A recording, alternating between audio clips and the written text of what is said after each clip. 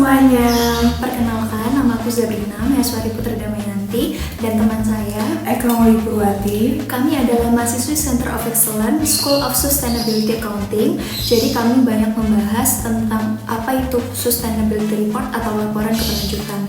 Nah, mungkin sebagian dari kalian banyak yang tahu tentang apa itu Sustainability Report, atau mungkin sebagian dari kalian juga belum tahu apa itu Sustainability Report.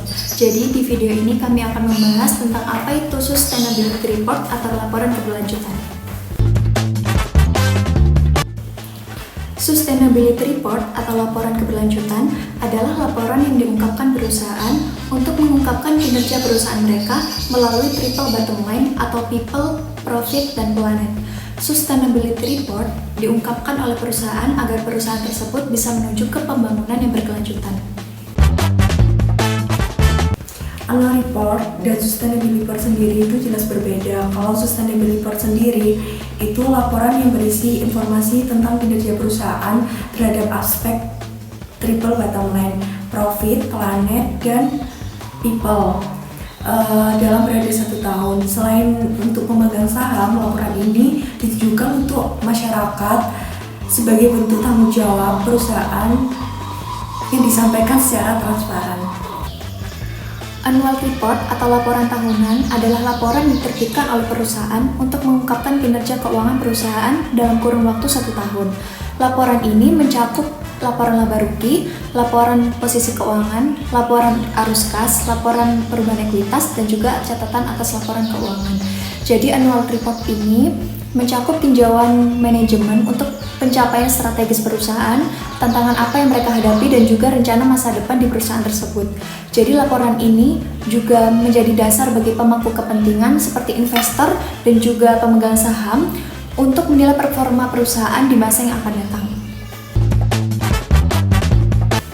Tujuan dibuatnya Sustainability Report adalah untuk mengkomunikasikan secara transparan komitmen dan kinerja perusahaan melalui aspek triple bottom line, profit, people, dan planet kepada para pemangku kepentingan dan juga masyarakat luas. Jadi laporan ini berfungsi sebagai alat untuk meningkatkan transparansi dan akuntabilitas perusahaan dalam menjalankan tanggung jawab sosial dan lingkungan, sekaligus memenuhi kepatuhan terhadap regulasi serta standar internasional yang berlaku.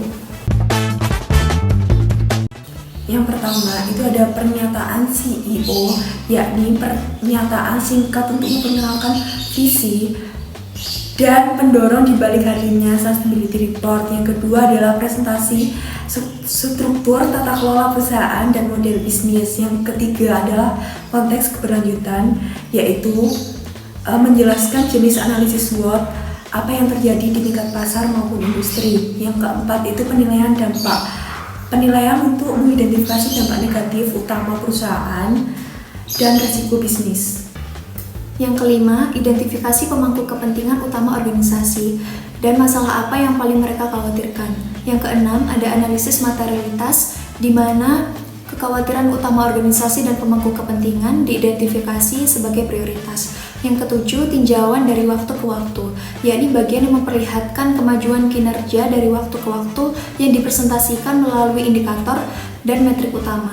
Yang kedelapan, beberapa cerita dan gambar menarik tentang bagaimana strategi keberlanjutan dapat meningkatkan motivasi karyawan dan juga meningkatkan kesediaan investor untuk memberikan dana mereka. Tidak semua perusahaan itu membuat Sustainability Report. Di Indonesia, kewajiban untuk membuat Sustainability Report itu diarahkan kepada lembaga keuangan, perusahaan yang terbuka, dan perusahaan yang sudah terdaftar di Bursa Efek Indonesia.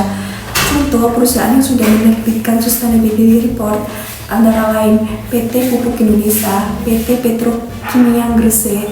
Selain itu ada PT Nestle Indonesia, PT Ultrajaya Milk Industry, dan juga ada PT Cisarua Montgomery, dan masih banyak lagi yang menerbitkan Sustainability Report.